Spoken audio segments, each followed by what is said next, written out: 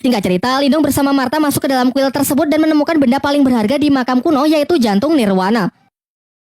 Ketika sedang mengagumi aura hebat yang terpancar dari dalam benda tersebut, Qingsu datang dan mengungkapkan kalau ia sangat terkesan dengan kemampuan Lindong yang bisa menemukan tempat ini lebih cepat dari yang lain. Di sini Lindong sadar akan kemampuannya yang tak akan punya kesempatan untuk bisa menang melawan si gadis teratai tersebut, sehingga ia lebih memilih mengalah membiarkan Qingsu mengambil jantung nirwananya. Lagi pula sedari awal Lindong memang hanya mengincar air liur iblis naga saja untuk mengobati adiknya.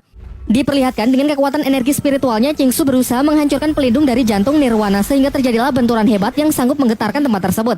Sesaat setelah berhasil melabur jantung nirwana, Qingsu segera menyerapnya untuk memulai proses penyatuan ke dalam dirinya.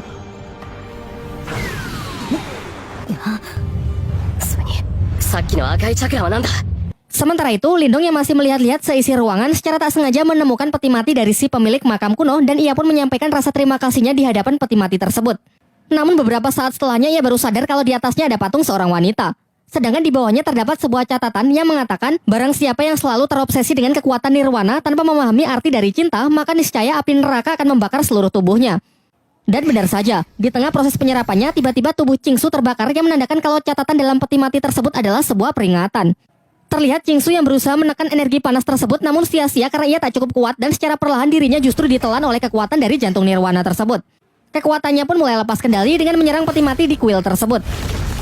Ia kemudian menuduh Lindong sudah tahu resikonya sejak awal dan menjebaknya dengan sengaja membiarkan dirinya mengambil jantung nirwana. Lindong pun berusaha menjelaskan kalau dirinya juga baru tahu setelah membaca catatan di dalam peti mati si pemilik makam kuno. Dengan sisa kesadarannya, Qingsu meminta Lindong untuk meminjamkan inti energi spiritual miliknya guna menyeimbangkan luapan energi yang tak terkendali tersebut. Ia berjanji kalau nanti akan ia ganti berkali-kali lipat. Namun Martha melarang Lindong dengan mengatakan jika Lindong menyerahkan inti energi spiritual miliknya, maka kekuatan dari latihannya selama ini akan musnah begitu saja dan mustahil bisa dipulihkan lagi.